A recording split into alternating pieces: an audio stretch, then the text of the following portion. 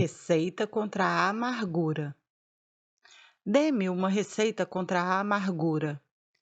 Esse pedido estranho e um tanto comovedor foi feito por um homem que tinha sido informado pelo médico de que sua sensação de incapacidade, de que ele se queixava, não era de natureza física. Seu mal estava em não poder sobrepor-se ao sofrimento.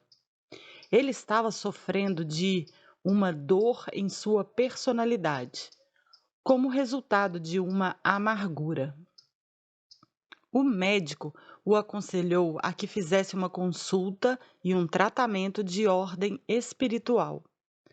Continuando a empregar a terminologia da medicina, ele perguntou se havia uma receita de ordem espiritual que reduzisse os seus padecimentos íntimos.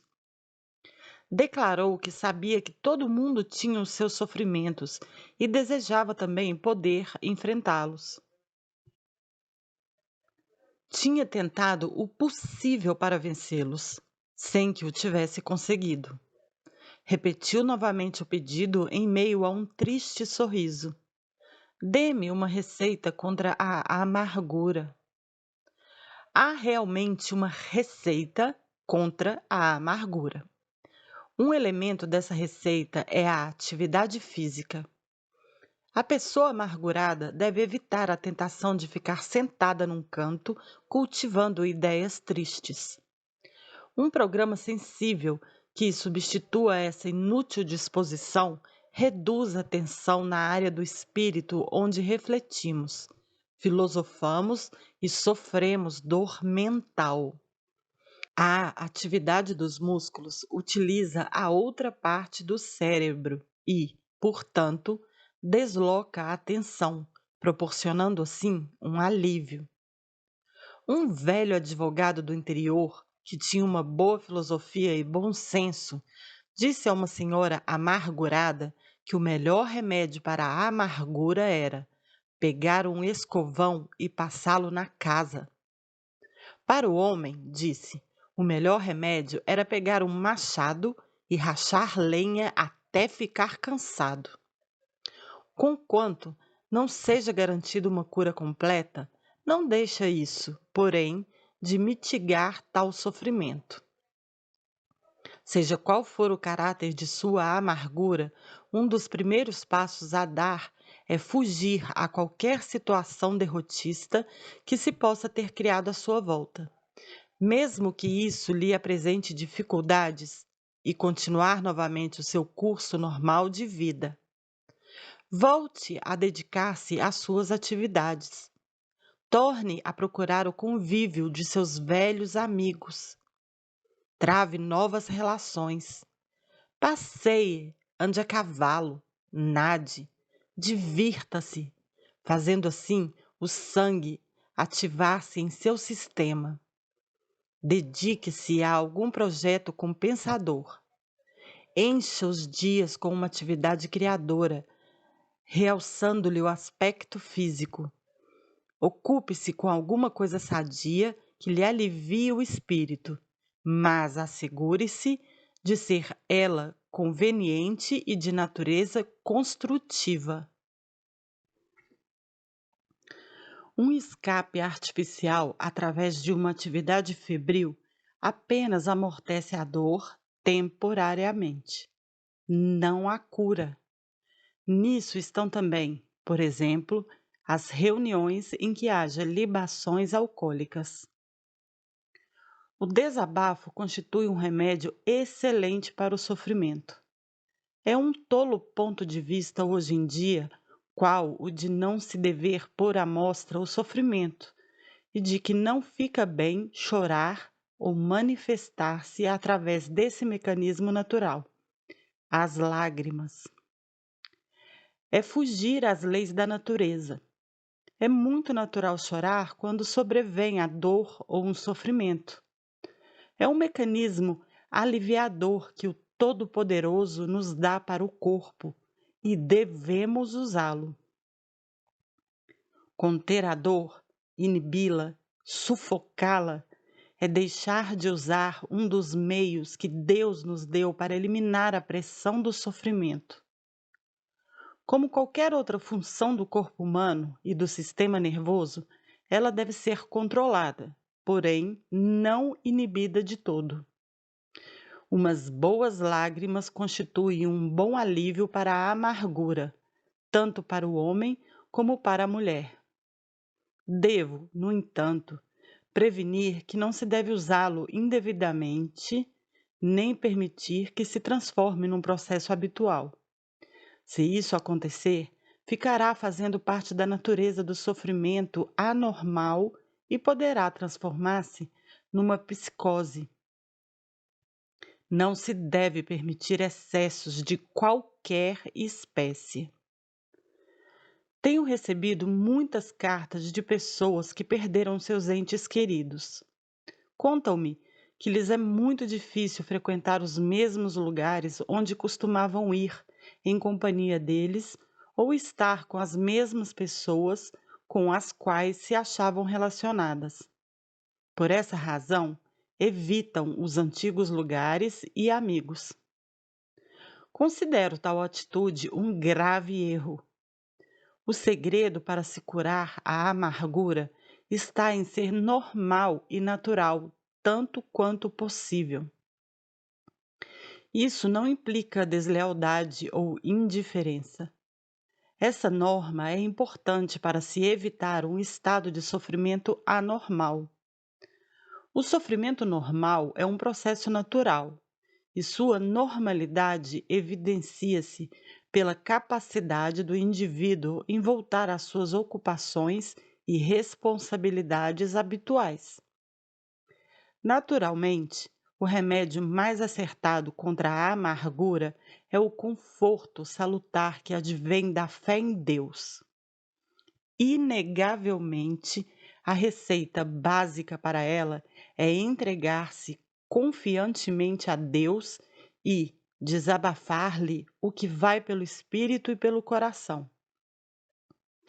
A perseverança nesse ato de desabafo espiritual trará finalmente a cura para o coração amargurado. Esta geração que tem sofrido tanto, talvez mais que as de outras eras, precisa aprender novamente aquilo que os homens mais sábios de todos os tempos sabiam, ou seja, não há cura para a dor sofrida pela humanidade a não ser através de uma verdadeira observância da fé. Uma das maiores almas de todos os tempos foi o irmão Lawrence, e ele disse o seguinte: se desejarmos conhecer a doce paz do paraíso, devemos aprender a conversar, íntima, humilde e eternamente com Deus.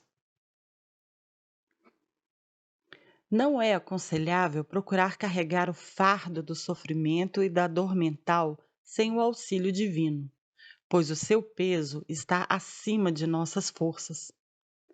A mais simples e a mais eficiente de todas as receitas contra a amargura é, pois, cultivar sempre a ideia da presença de Deus.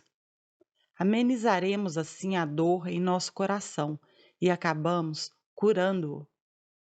Homens e mulheres que passaram por grandes tragédias nos relataram que essa receita é eficiente. Outro elemento salutar para a amargura é adquirir uma filosofia sã e agradável da vida, da morte e da imortalidade. Foi quando adquiri a crença inabalável de que não há morte, que toda a vida é indivisível e que o aqui e o além estão unidos, que o tempo e a eternidade são inseparáveis e estamos num universo livre. É que descobri a mais agradável e a mais convincente filosofia de toda a minha vida. Essas convicções se baseiam em fundamentos sólidos. A Bíblia constitui um deles. Creio que ela nos dá uma série científica de conhecimentos muito sutis, como será por fim provado para essa grande questão: que acontece quando o homem deixa este mundo? Diz-nos também muito sabiamente que conhecemos tais verdades pela fé. Henri Bergson, o filósofo, declara que o caminho mais certo para a verdade é através da percepção, raciocínio até certo ponto, e depois, por um salto mortal, por intuição. Chega-se a um momento glorioso em que se adquire o conhecimento, de um modo realmente simples. Foi o que aconteceu comigo. Tenho absoluta convicção da verdade disso que escrevo. A esse respeito, não tenho a menor dúvida. Cheguei a essa fé positiva gradualmente. Realmente chegou um momento em que adquiri esse conhecimento. Essa filosofia não evita o sofrimento que advém quando morre um ente querido e se produz a separação terrena, mas ela nos anima e contribui para dissipar a dor. Encher-nos-á o espírito de uma profunda compreensão do verdadeiro significado dessa inevitável circunstância. Dar-nos-á uma profunda certeza de que não perdemos os entes amados. Vivamos com esta fé que encontraremos a paz e o bálsamo para a nossa dor. Guarde no íntimo de seu coração um dos mais maravilhosos textos da Bíblia Sagrada. Os olhos não viram, nem os ouvidos ouviram, nem entraram no entendimento dos homens as coisas que Deus preparou para aqueles que o amam. 1 Coríntios 2, 9. Isso significa que você jamais viu, mesmo dentre as coisas belas que tenha presenciado, o que quer que seja que se possa comparar às maravilhas que Deus preparou para aqueles que o amam e confiam nele. Diz também o texto que jamais se ouviu algo que se possa comparar aos extraordinários encantos que Deus reservou para aqueles que seguem seus ensinamentos e vivem de acordo com o seu espírito.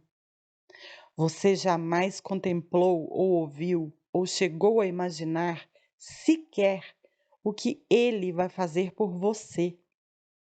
Esse texto promete o conforto, a imortalidade e a reunião de tudo que é bom para aqueles que concentram suas vidas em Deus.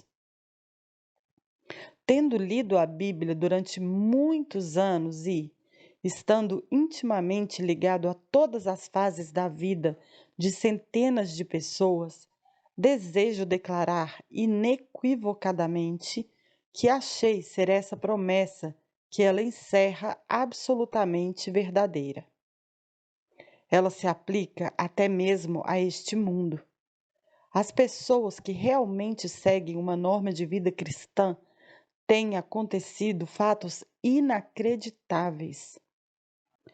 Essa passagem também se refere à existência daqueles que vivem no outro mundo e às nossas relações, enquanto vivemos, com as pessoas que nos precederam na travessia dessa barreira que chamamos morte. Uso a palavra barreira um tanto constrangidamente. Sempre julgamos a morte como sendo uma barreira, com um conceito de natureza separativa. Cientistas que trabalham hoje em dia no campo da parapsicologia e percepção extrasensória e fazem experiências em matéria de conhecimento anterior, telepatia e ocultismo, o que antigamente era considerado elemento de pessoas desequilibradas, mas que hoje se emprega de maneira científica nos laboratórios. Manifestam-se crentes de que a alma sobrevive à barreira do tempo e do espaço. De fato, estamos quase no limiar das maiores descobertas científicas da história, que provarão, na base das pesquisas de laboratórios, a existência da alma e a sua imortalidade. Há anos venho acumulando uma série de incidentes, cuja veracidade admito e que fortalece a convicção de que vivemos num universo dinâmico, no qual a vida, e não a morte, constitui o princípio básico. Tenho confiança nas pessoas que me descreveram as experiências que vou contar e estou convicto de que elas indicam a existência de um mundo que se acha entrelaçado com o nosso, em cujos meandros espíritos humanos, em ambos os lados, vivem em ininterrupta comunhão. As condições de vida, no outro lado, como as conhecemos na mortalidade, estão modificadas. Sem dúvida, as pessoas que fizeram a travessia habitam um meio superior ao nosso e sua compreensão ultrapassa a nossa. Contudo, todos os fatos indicam que os nossos entes amados continuam a existir e não se encontram muito distantes e, mais ainda, o que não deixa de ser real, haveremos de nos reunir a eles. Entre mentes, continuamos em comunhão com aqueles que vivem no mundo dos espíritos. William James, um dos maiores eruditos dos Estados Unidos, após uma vida de estudos, chegou à conclusão de que o cérebro humano é apenas um meio para a existência da alma e que, como é agora constituído, será trocado finalmente por outro que permitirá ao seu possuidor penetrar nas áreas misteriosas do entendimento.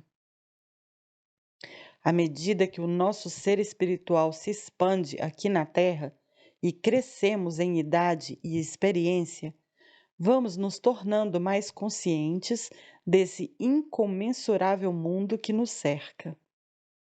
Quando morremos, é apenas para ingressarmos numa vida mais completa e mais ampla. Eurípides, um dos maiores pensadores da antiguidade, estava convencido de que a outra vida seria de uma magnitude infinitamente maior. Sócrates partilhava da mesma opinião. Uma das observações mais confortadoras que ele fez foi a seguinte: nenhum mal poderá advir a um homem bom nesta vida ou na outra. Natalie Calmus, grande perita em Technicolor, contou-nos a história da morte de sua irmã. O relato que se segue, feito por essa senhora de grande preparo científico, apareceu na revista Guidepost. Nathalie Calmus declarou que a irmã moribunda lhe dissera: Nathalie, prometa-me que não deixará que me deem qualquer sedativo. Sei que procuram aliviar minha dor, mas eu desejo passar por todas as sensações da morte. Estou convencida de que a morte será uma bela experiência. Prometi cumprir-lhe o desejo. A sós, mais tarde, chorei, pensando em sua coragem. Depois, no decorrer da noite, deitada, sem poder conciliar o sono, vim a perceber que aquilo que eu julgava ser uma desgraça para minha irmã destinava-se a ser um triunfo. 10 dias depois, aproximou-se a hora fatal. Fazia horas que eu estava a seu lado no leito. Tínhamos conversado sobre muitas coisas. Admirara-me de sua serena e sincera confiança na vida eterna. A tortura física não lhe dominou sequer uma vez a resistência espiritual. Foi uma coisa que os médicos não levaram em consideração. Durante aqueles últimos dias, ela pediu ao bom Deus, repetidas vezes, que lhe deixasse lúcido o espírito e lhe desse a paz. Tínhamos conversado durante muito tempo e notara depois que ela desejava dormir. Deixei-a tranquila com a enfermeira, com a ideia de descansar um pouco. Uns minutos depois, ouvi sua voz chamando-me. Voltei depressa para o quarto. Ela estava morrendo. Sentei-me na beira da cama e peguei-lhe a mão. Ardia em febre. Pareceu-me depois que se erguia da cama, chegando quase a ficar sentada. Natalie, disse-me ela, estou vendo muitos deles. Ali está Fred e Ruth. O que está ela fazendo aqui? Ah, já sei. Senti um verdadeiro calafrio. Ela tinha mencionado o nome de Ruth. Ruth era uma prima que tinha morrido subitamente, uma semana antes. Não tínhamos comunicado a Leonor a notícia daquela morte súbita. Os calafrios continuaram a percorrer-me a espinha. Tive a impressão de que estava prestes a ter conhecimento de algo extraordinário, inaudito. Minha irmã tinha murmurado o nome de Ruth. Sua voz era clara, o que não deixava de ser surpreendente. É tão confuso. Eles são tantos, murmurou ela. Subitamente estendeu os braços com a mesma expressão de felicidade estampada no rosto quando da minha chegada. Vou subir, disse. Seus braços tombaram em volta do meu pescoço. A vontade que predominava em seu espírito transformara a agonia final em êxtase. Ao colocar novamente a sua cabeça sobre o travesseiro, vi que pairava um doce sorriso em seu rosto. Seus cabelos dourados se espalhavam sobre o travesseiro. Peguei uma flor branca de um vaso e a coloquei neles. Com aquela sua pequena figura, os cabelos ondulados, a flor branca e o doce sorriso, ela, mais uma vez e para sempre, parecia uma menina de escola. A menção que a moribunda fez de sua prima Ruth e o fato evidente de que a viu claramente são um fenômeno que tem acontecido inúmeras vezes nos incidentes que chegaram ao meu conhecimento. Esse fenômeno tem se repetido tanto e as características dessa experiência, conforme as descrições feitas, são tão similares que chegamos à conclusão de que se trata de uma prova substancial de que as pessoas cujos nomes são pronunciados e cujas feições são vistas se acham realmente presentes. Onde elas estão? Qual a sua condição? Que espécie de corpo tem? São questões difíceis de responder. A ideia de uma dimensão diferente é provavelmente a mais admissível, ou talvez seja mais exato crer que elas vivem num ciclo de frequência diferente. É impossível ver alguma coisa através das lâminas de um ventilador elétrico quando este está parado. Em alta velocidade, porém, elas parecem ser transparentes. Na frequência ou no estado mais elevado em que os nossos entes queridos vivem, as qualidades impenetráveis do universo poderão, talvez, vir a ser reveladas aos moribundos. Nos momentos profundos de nossa própria vida, é muito bem possível que entramos, até certo ponto, pelo menos, nessa frequência mais alta. Num dos mais belos versos da literatura inglesa, Robert E. Gerson sugere essa grande verdade.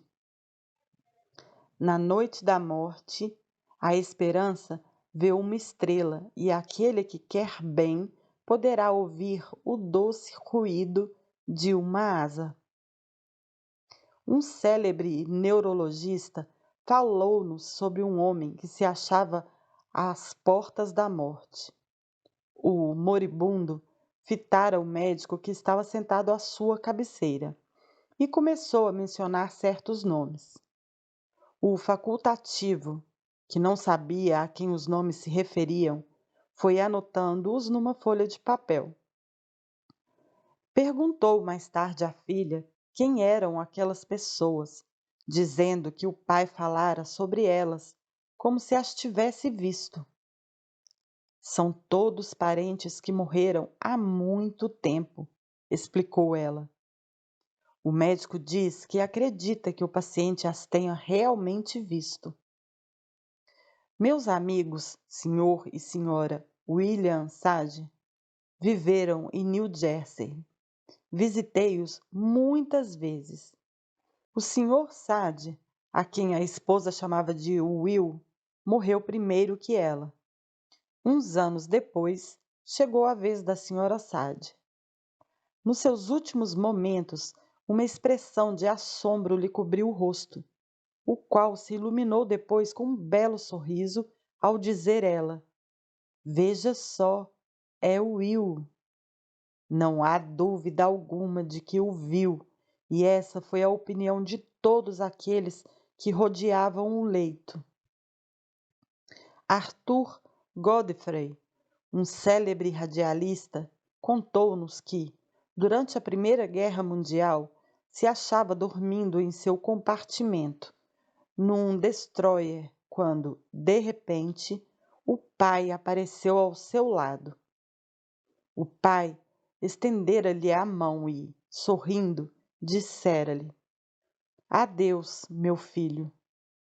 A que ele respondeu: Adeus, meu pai. Mais tarde, o acordaram para lhe entregar um telegrama comunicando a morte do pai.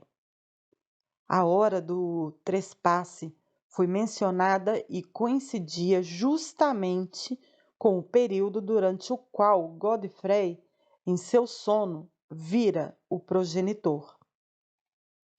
Mary Margaret, também uma célebre radialista, ficara esmagada pela dor com a morte da mãe.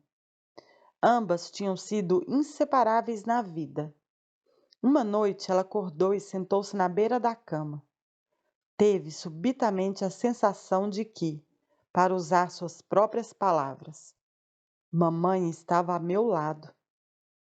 Não a viu, nem a ouviu falar, mas, daquele tempo em diante, eu sabia que mamãe não havia morrido. Ela está perto de mim. O finado Rufus Jones, um dos mais famosos chefes espirituais de nossos tempos, conta-nos a respeito de seu filho, Lowell, que morreu aos 12 anos de idade. Era menina de seus olhos. Lowell tinha adoecido quando o Dr. Jones se achava em pleno oceano a caminho da Europa. Na noite, antes de sua chegada a Liverpool, o Dr. Jones achava-se deitado em sua cabine e foi tomado de uma inexplicável tristeza. Declarou que, depois, parecia sentir-se envolvido nos braços de Deus. Descera sobre ele uma sensação de paz. Sentiu uma profunda saudade do filho. Ao desembarcar em Liverpool, foi informado de que o filho tinha morrido.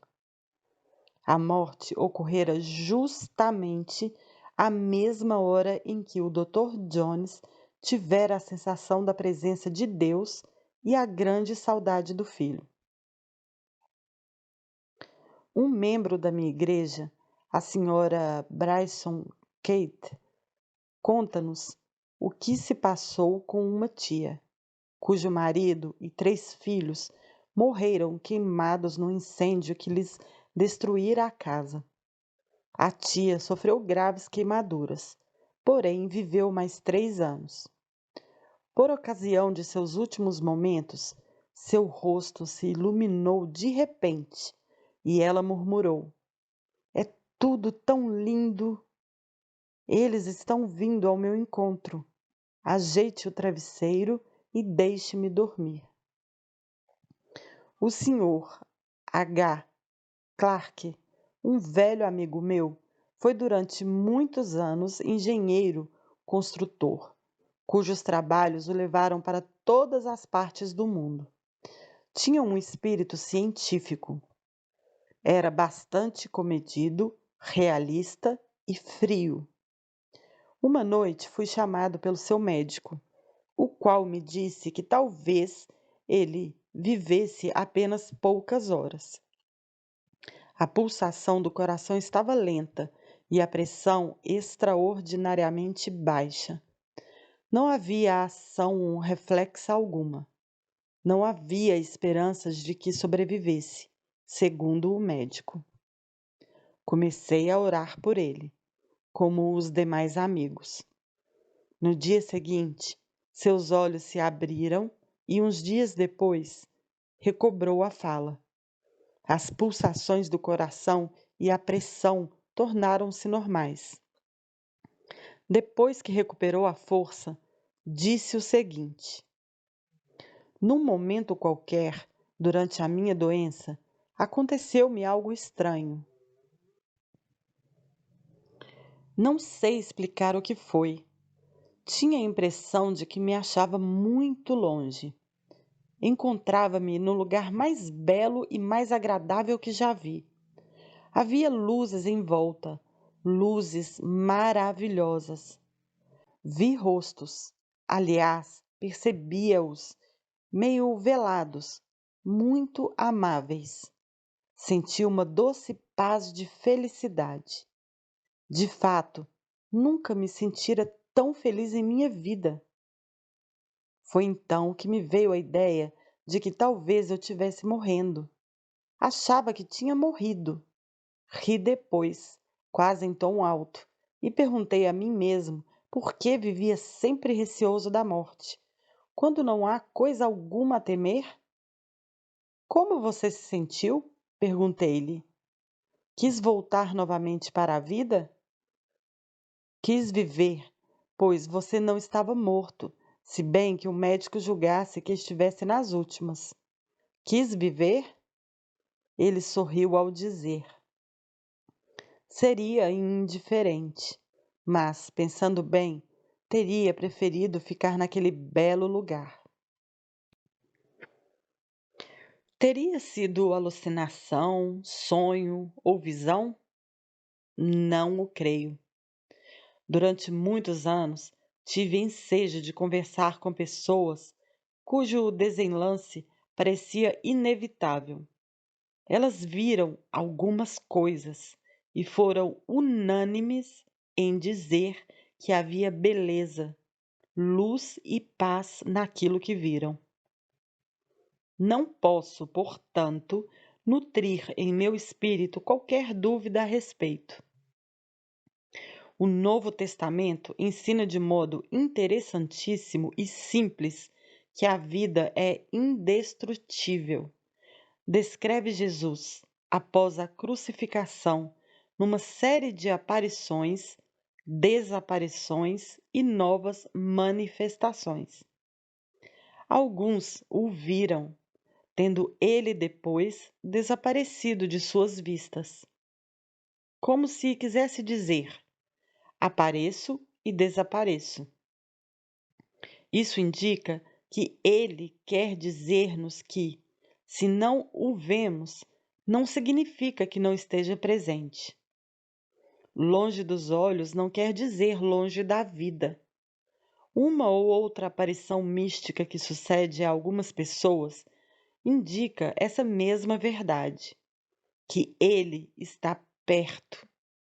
Não disse ele, porque eu vivo tu também viverás?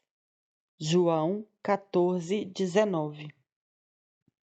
Em outras palavras, os nossos entes queridos que morreram com essa fé também se acham ao nosso lado e, ocasionalmente, nos procuram confortar. Um jovem que servia na Coreia escreveu à mãe, dizendo: Passam-se comigo as coisas mais estranhas. Às vezes, à noite, quando sinto invadir-me o medo, tenho a impressão de que papai fica ao meu lado. O pai tinha morrido fazia 10 anos. O jovem perguntou ansiosamente à mãe se julgava que o pai estivera realmente a seu lado na Coreia, naqueles campos de batalha. A resposta é a seguinte: por que não? Como podemos ser cidadãos de uma geração científica e não acreditar que isso possa realmente acontecer? Inúmeras são as provas que se apresentam de que este é um universo dinâmico, sobrecarregado de forças místicas, elétricas, eletrônicas e atômicas, todas elas maravilhosas, sem que nós, no entanto, as tenhamos ainda compreendido. Esse universo é uma grande casa de sondagens espirituais vivas e vitais. Albert Cliff, um escritor canadense de grande renome, conta-nos o que se passou por ocasião da morte do pai. Este entrara em estado de coma. Julgara-se que já tivesse morrido. Sobreviera-lhe depois uma reação momentânea. Seus olhos tremularam. Na parede havia um daqueles dísticos antigos que dizia: Sei que meu Redentor vive. O moribundo abriu os olhos, fitou o dístico e murmurou: Sei realmente que meu Redentor vive, pois eles todos estão aqui ao redor de mim. Mamãe, papai, meus irmãos e minhas irmãs. Havia muito que eles tinham deixado este mundo, mas, evidentemente, ele os vira. Quem poderá contestá-lo? A finada senhora Thomas Edison contou-me que seu esposo, por ocasião de sua morte, murmurara ao médico: É muito belo o outro mundo. Edison foi o maior cientista do mundo. Durante toda a sua vida, esteve às voltas com trabalhos fenomenais. Era de espírito realista. Não relatava as suas pesquisas enquanto não as visse positivadas. Jamais teria dito que é muito belo o outro mundo, se, tendo-o visto, não soubesse tratar-se de uma verdade. Há muitos anos, um missionário partiu para as ilhas do Mar do Sul a fim de desempenhar seu trabalho junto a uma tribo de canibais. Após alguns meses, conseguiu converter o chefe ao cristianismo. Certo dia, este velho chefe perguntou ao missionário: O senhor se lembra do dia em que nos procurou pela primeira vez? Se me lembro, respondeu o missionário. Ao atravessar a floresta, tive a sensação de que forças hostis me cercavam por todos os lados. De fato, elas o cercavam, pois nós o estávamos seguindo para matá-lo. Mas qualquer coisa nos impediu de fazê-lo, confessou o chefe. E o que foi? Indagou o missionário. Agora que somos amigos, diga-me, quem eram aquelas duas figuras brilhantes que caminhavam ao seu lado? Meu amigo Geoffrey O'Hara, um célebre poeta, autor de um sem número de poesias que lindas canções tem popularizado, conta-nos o que se passou com um coronel durante a Primeira Guerra Mundial. cujo regimento havia sido esmagado num encontro sangrento. Andando de um lado para o outro na trincheira, disse o coronel que podia sentir as mãos de seus companheiros e comandados. Tinha a impressão de que todos estavam ali a seu lado. Declarou Geoffrey O'Hara uma coisa que lhe digo: não existe morte. O Sr. O'Hara escreveu uma de suas melhores poesias para uma canção, a qual intitulou Não Existe Morte. Pessoalmente, não ponho dúvida alguma nessas questões profundas e misteriosas. Acredito firmemente na continuação da vida depois daquilo que denominamos morte. Creio que há dois lados para esse fenômeno conhecido como sendo a morte. Este lado onde agora vivemos e o outro lado onde continuaremos a viver. A eternidade não começa com a morte. Estamos agora na eternidade. Somos cidadãos da eternidade.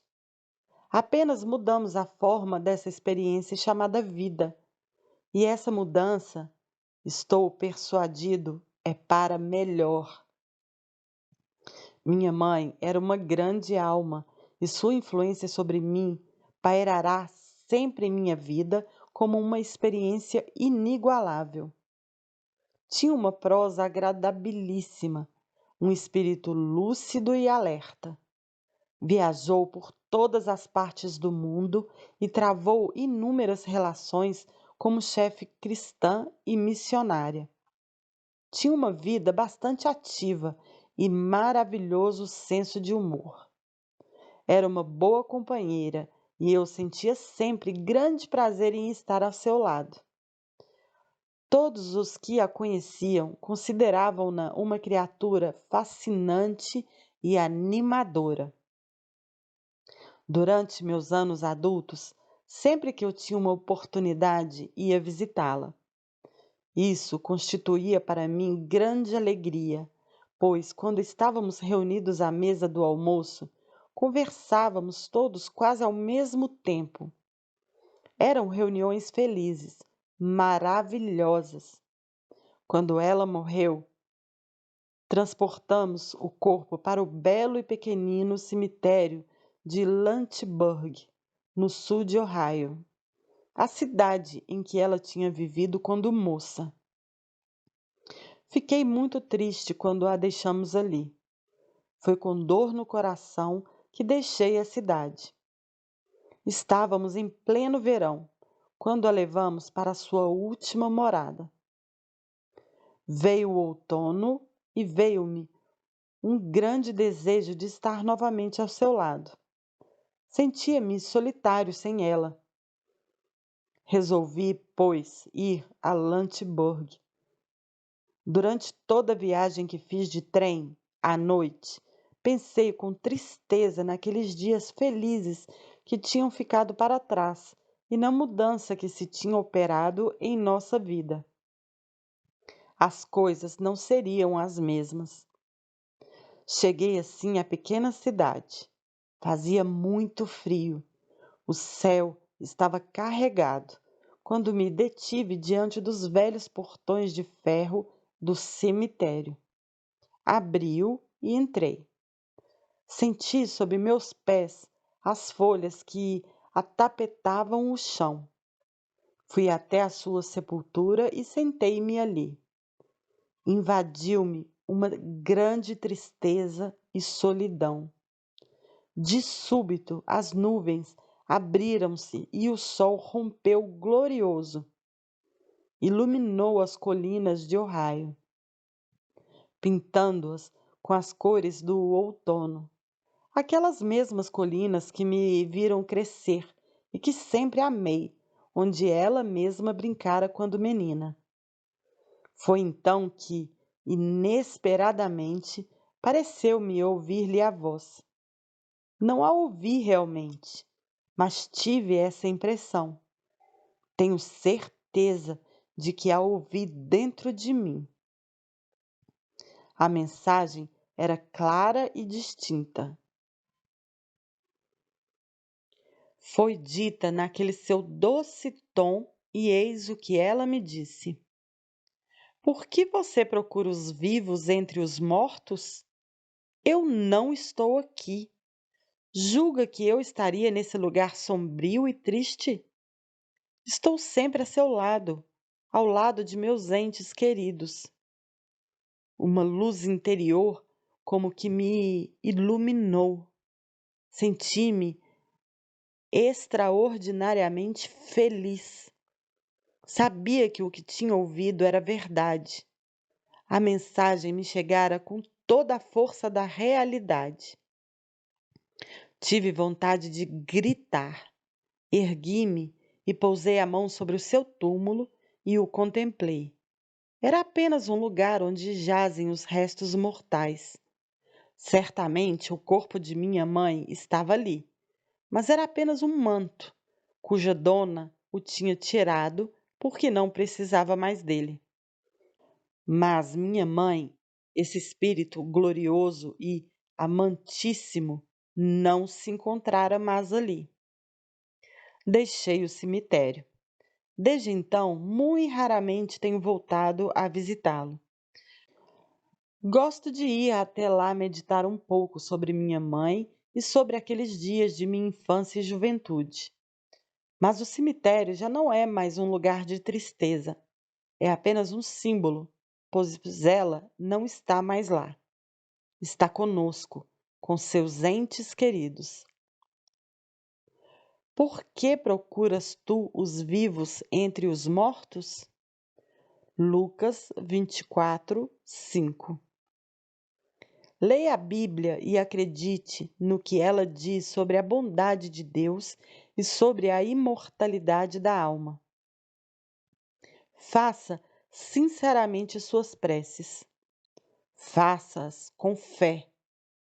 Faça de suas preces e de sua fé um hábito de sua vida.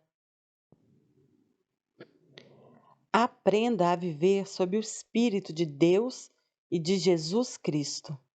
Ao fazê-lo, sentirá uma profunda convicção a desenvolver-se-lhe no espírito, a convicção de que essas coisas maravilhosas são realmente verdadeiras. Se não fosse assim, eu te teria dito. João 14, 2. Você pode depender da verdade que existe em Cristo.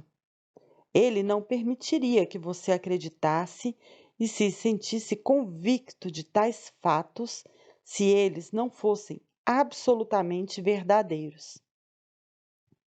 Você tem, assim, nessa fé, que é uma demonstração justa, substancial e racional da vida e da eternidade, a receita contra a amargura.